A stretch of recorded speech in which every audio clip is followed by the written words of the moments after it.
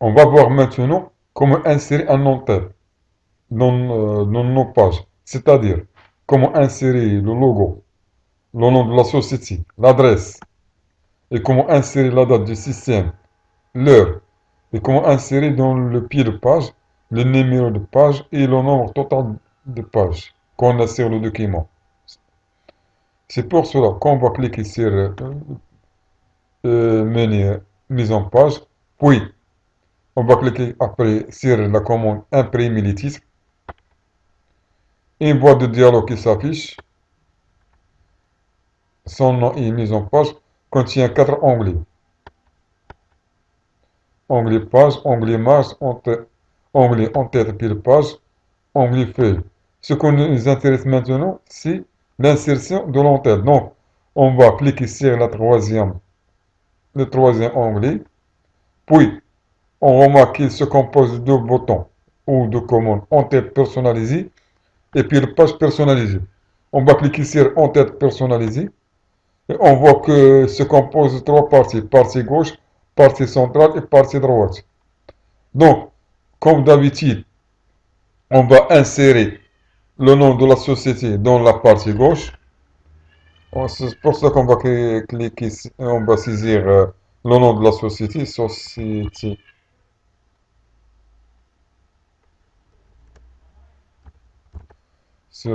par exemple, Azerty, entrée, numéro, euh,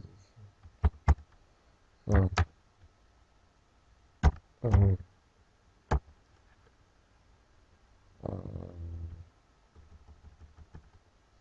le nom de la ville, Casa,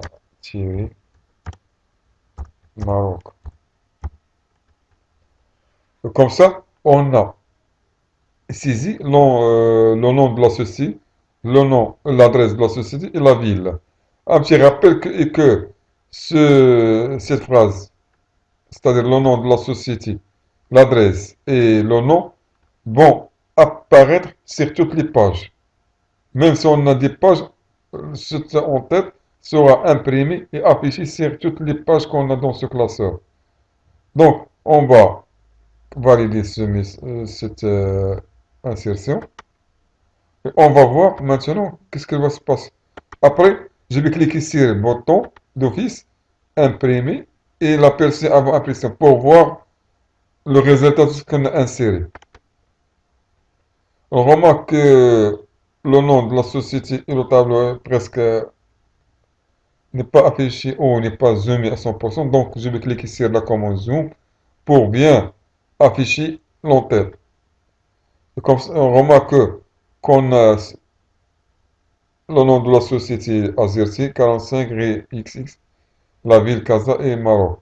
Donc, pour revenir au mode normal, je vais cliquer sur fermer l'aperçu avant impression pour compléter la mise en page. C'est-à-dire pour compléter l'insertion de l'entête, la date et l'heure. Donc, c'est pour cela que je vais cliquer toujours sur imprimer les titres. Puis, je vais continuer à insérer ou à utiliser le troisième onglet en-tête et pile page. Je vais choisir après l'en-tête personnalisée pour insérer la date du système. Donc, on remarque que cette boîte contient plusieurs commandes. Mettre le texte, insérer un numéro de page, insérer le nombre total de pages, insérer la date et insérer l'heure. Maintenant, je vais insérer la date. Puis, j'appuie sur la touche Entrée pour revenir à la ligne pour insérer l'heure.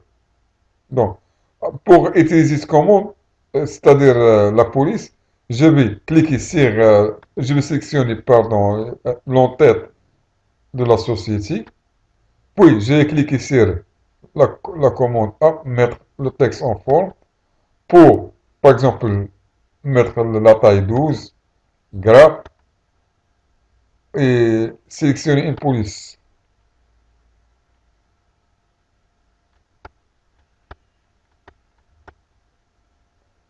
Par exemple, Times New Roman,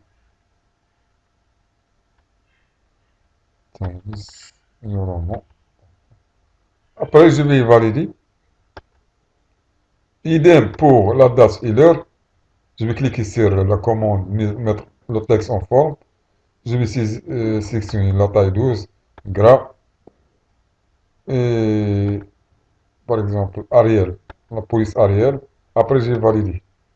Je valide par la commande OK, OK. Et on va voir après le résultat de ce qu'on a inséré. Je vais cliquer sur le bouton Office, imprimer, aperçu avant impression. On remarque que l'entête de la société, la date et l'heure sont premièrement en commande gras, puis ils sont insérés dans les zones qu'on a sélectionnées avant. Après, je vais cliquer sur fermer l'aperçu pour compléter l'insertion des numéros de page et le nombre total de pages. Je vais cliquer sur imprimer les titres. On va continuer à utiliser cet onglet. Et cette fois-ci, je vais sélectionner puis de page personnalisée pour afficher le numéro de page et le nombre total de pages dans le bas de la page. Donc, je vais cliquer sur pied de page personnalisée. Comme l'entête, il se compose de trois parties. Partie gauche, partie centrale et partie droite. On a l'habitude d'avoir le numéro de la page dans la partie centrale. Donc, je vais cliquer sur partie centrale. Puis, je vais cliquer sur la commande insérer un numéro de page. Puis, je vais valider pour voir le numéro de page. Aperçu. Pardon. OK. Bouton d'office. Imprimer. Aperçu avant impression.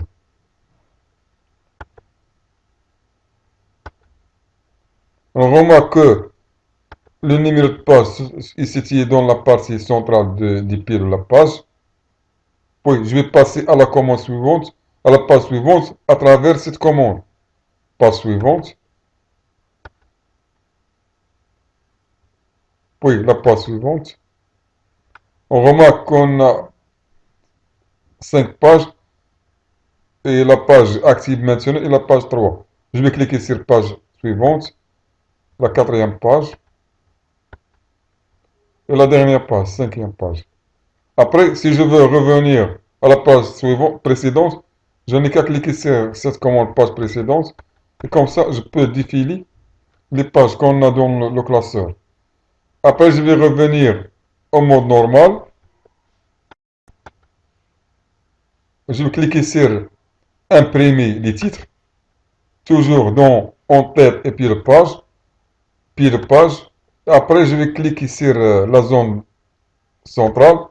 Je vais appuyer sur la touche slash, pardon, slash. Et je vais utiliser la commande juste à côté des pages. On remarque qu'on a page au singulier et page au pluriel. Page au singulier nous indique le numéro de la page et page au pluriel nous indique le nombre total des pages qu'on a dans le classeur. Donc, je vais valider par la commande OK. OK.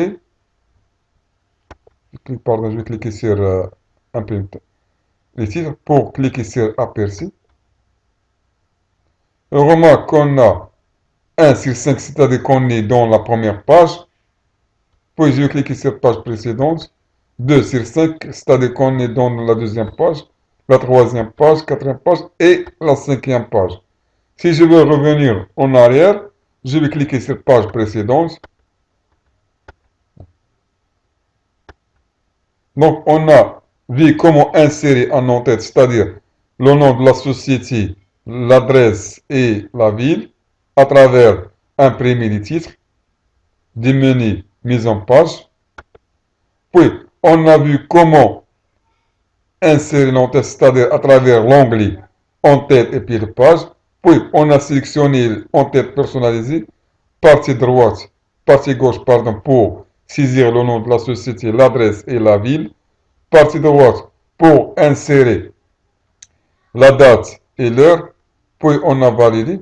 Après, on a utilisé la commande pied de page pour utiliser la partie centrale et insérer le numéro de la page sur le nombre total de la page à travers ces deux commandes. Insérer un numéro de page, insérer le nombre de pages. Si je veux insérer le dossier, pardon, le nom du classeur avec le chemin, c'est-à-dire où il est situé dans l'unité C, l'unité D, dans un disque dur ou dans un clé USB, je peux utiliser cette commande pour afficher le chemin complet de la place du fichier. Je vais cliquer sur OK, puis aperçu pour visualiser. On remarque que le fichier est situé dans l'unité C, dans le dossier document insisting, administrateur, bureau, dépenses d'exploitation, c'est-à-dire l'emplacement du fichier actuel est dans l'unité C, dans le dossier mère, dossier document insisting, après un sous-dossier qui s'appelle administrateur, après dans le dossier bureau, puis le nom du fichier qui s'appelle dépenses d'exploitation. Je vais revenir en arrière pour voir l'autre commande. On va utiliser toujours imprimer les titres pour, après, en tête et pied de page, après, pied de page. Cette fois-ci, je vais supprimer ce chemin, effacer ce chemin, puis je vais utiliser seulement le nom du fichier à travers cette commande. On remarque qu'il y a e-commercial et le nom du fichier. Puis je vais valider OK, aperçu. Cette fois-ci, il n'y a pas l'unité C ni le dossier mère. Il y a seulement le nom de dossier le nom de fichier qui est affiché dans toutes les pages. Page suivante, page, voilà, page 5. Je vais revenir en arrière pour utiliser d'autres commandes qu'on a dans cette boîte de dialogue. Imprimer les titres en tête et pied de page personnalisé. Maintenant, je vais utiliser dans la partie gauche, par exemple, le nom de la feuille. On a inséré le nom de la feuille. Je vais cliquer sur insérer le nom de la feuille. Après, je vais valider. OK. Aperçu. Voilà. Feuille 1. Page suivante. Feuille 1. Ainsi de suite. Donc, à chaque page, il y a le nom de la feuille et le nom des classeurs.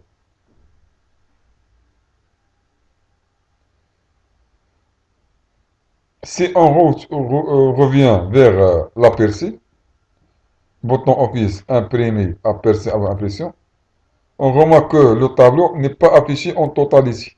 C'est-à-dire il y a une colonne qui va être imprimée dans la deuxième page ou la troisième page. C'est-à-dire dans la troisième page.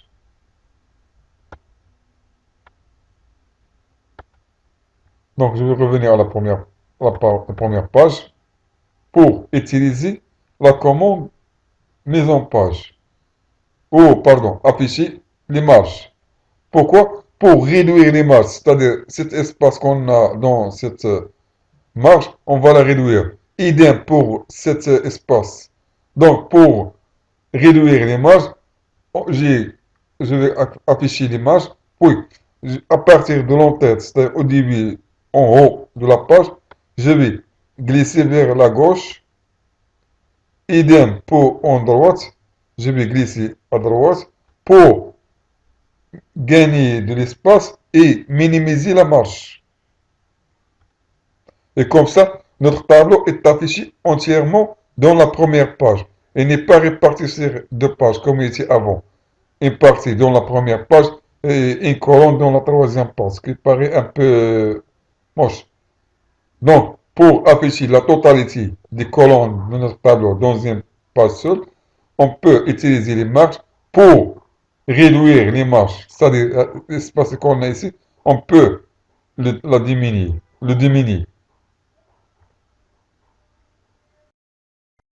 On remarque maintenant qu'on a trois pages. Avant, il y avait 5 pages. Dès qu'on a réduit les marges, la troisième ou la dernière colonne sera imprimée dans la première page. Et comme ça, le nombre total des pages est réduit de 5 à 3.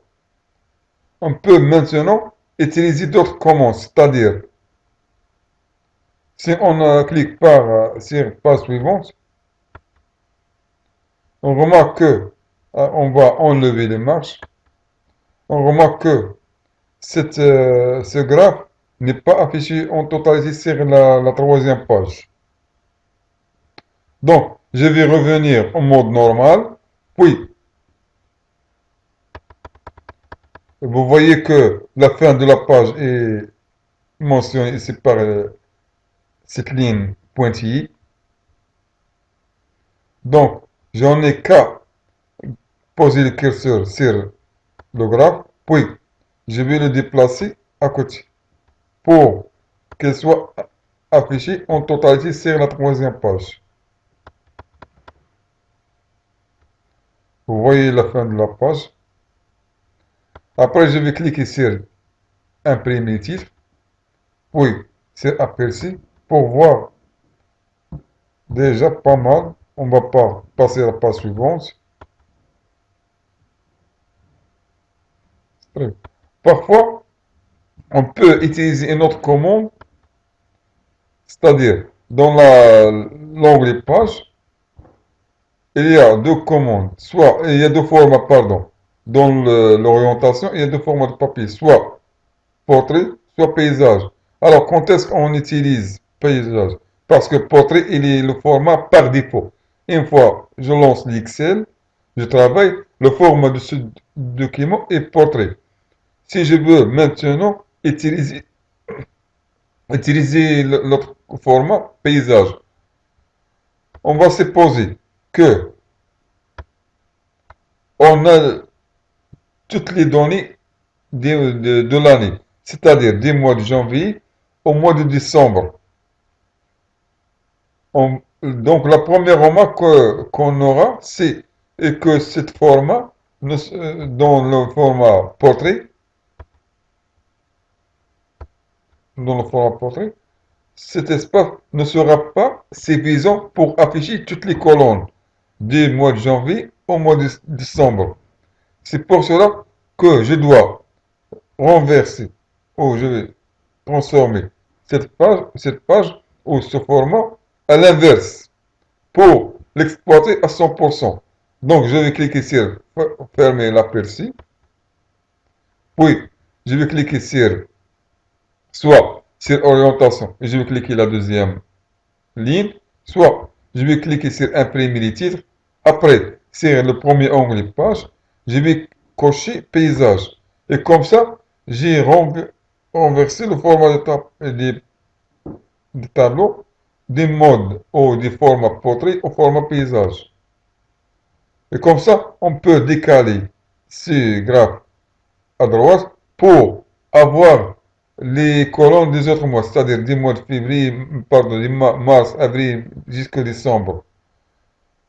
Donc, pour changer le format du portrait au paysage ou l'inverse du paysage au portrait, je vais cliquer sur imprimer les titres, puis sur le premier onglet page, je vais cocher soit des portraits, soit paysages. Et comme ça, j'aurai le tableau affiché entièrement dans une seule page. On va faire maintenant une petite simulation pour bien voir l'effet de cette portrait au paysage. Donc on va copier ces deux colonnes, puis on va utiliser la commande copier, puis sur la feuille 2, on va coller ces données, coller. On a vu que ce message veut dire que l'espace qu'on a dans cette colonne n'est pas suffisant pour afficher le montant total. Donc ce n'est pas une erreur, mais manque d'espace. Pour bien afficher les valeurs, je vais cliquer deux fois sur cette en-tête. Idem pour l'autre commande. Après, on va glisser pour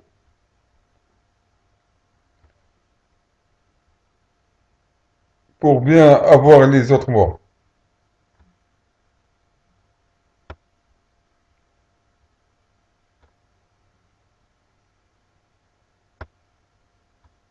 Je vais cliquer deux fois.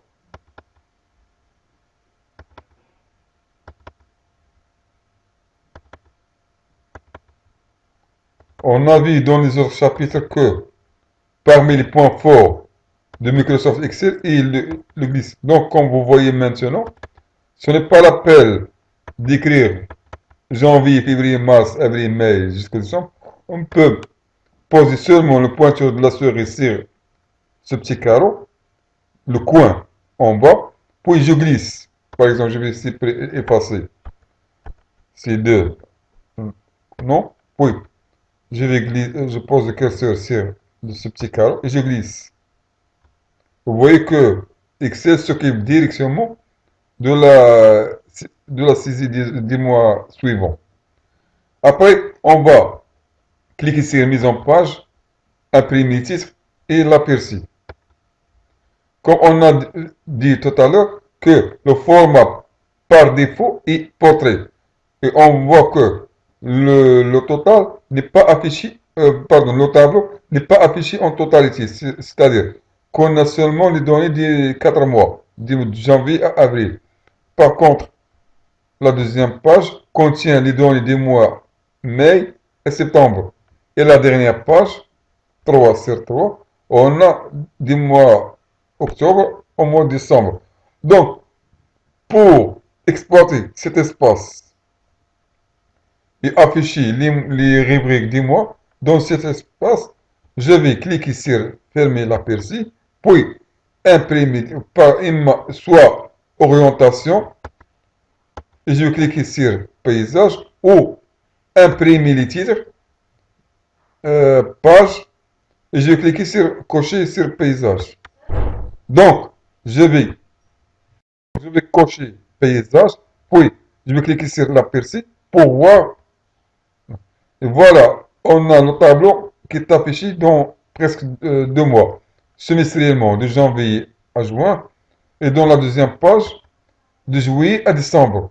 Je peux même exporter les marges, c'est-à-dire cocher, afficher les marges pour réduire cette zone et cette.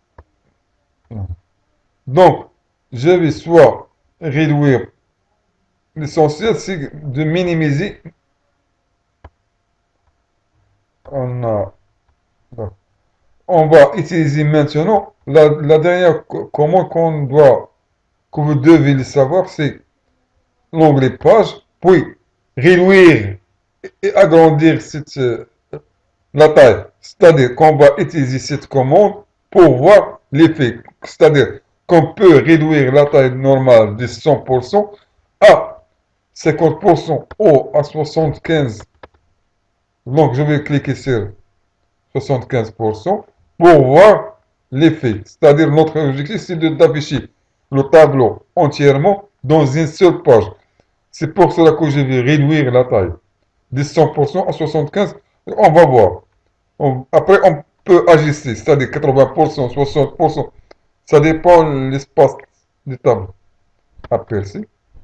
On remarque qu'il a seulement, il manque deux mois. Donc, je vais refaire imprimer les titres, puis page. Après, on va utiliser par exemple 65%. Aperçu. Voilà, notre tableau est affiché entièrement dans une seule page du mois de janvier au mois de décembre à travers la commande réduction.